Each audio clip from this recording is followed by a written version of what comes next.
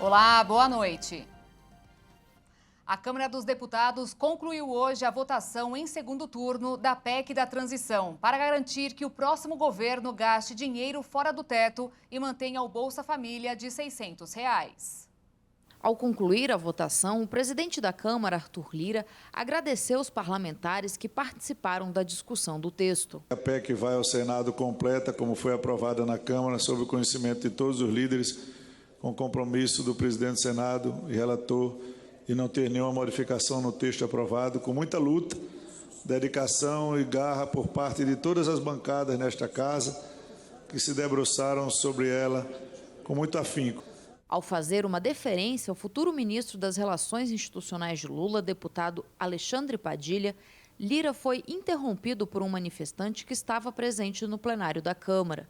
Espero, deputado Padilha, que o senhor, na nova missão, que sem sombra de dúvidas terá, junto com outros deputados, ao lado do presidente eleito, ao lado do governo que se forma, tenha sempre na sua cabeça que o Congresso Nacional é a casa do povo. O Congresso nunca se furtará, apesar de todas e qualquer intromissões, apesar de todas e qualquer sugestões, todas e qualquer iniciativa de fazer para que a gente tenha a situação de fazer. Por favor, segurança, tem alguém que não tem o preceito democrático para fazer parte desta casa. Então, a gente pede.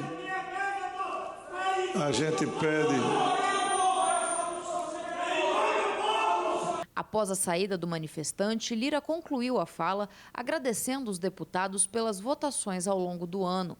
Antes da interferência, o debate seguiu o rito democrático do parlamento.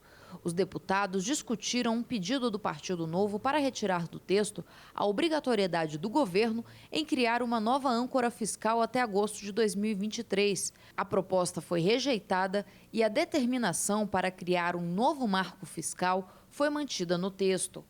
Esta PEC vai na contramão do que o país precisa.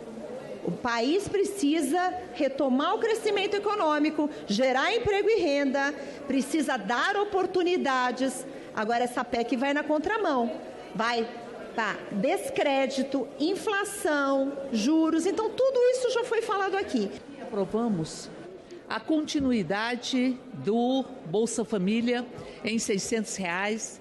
Nós aprovamos que cada criança até 6 anos possa ter mais R$ 150. Aprovamos a valorização do salário mínimo e aprovamos os espaços necessários para a recomposição de um orçamento que foi destruído, foi destroçado. E após 6 horas de discussão, a proposta foi aprovada em primeiro turno. O texto que passou pela Câmara tem algumas diferenças com relação ao que foi aprovado no Senado Federal. O período em que o governo poderá ultrapassar o teto de gastos foi reduzido de 2 para 1 ano.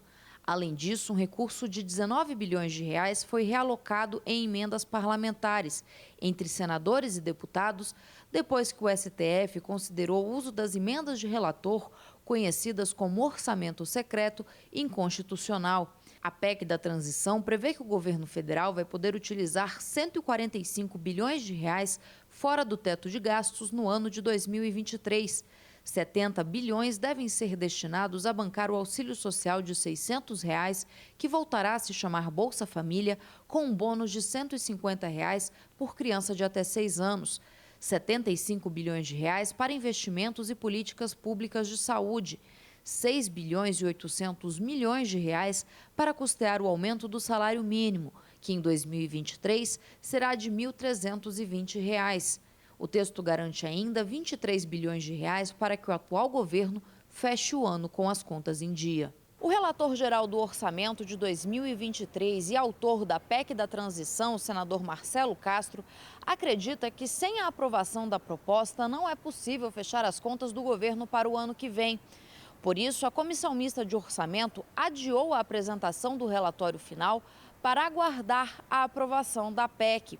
A reunião entre deputados e senadores para discutir as propostas orçamentárias do governo federal de 2023 está marcada para amanhã desta quinta-feira.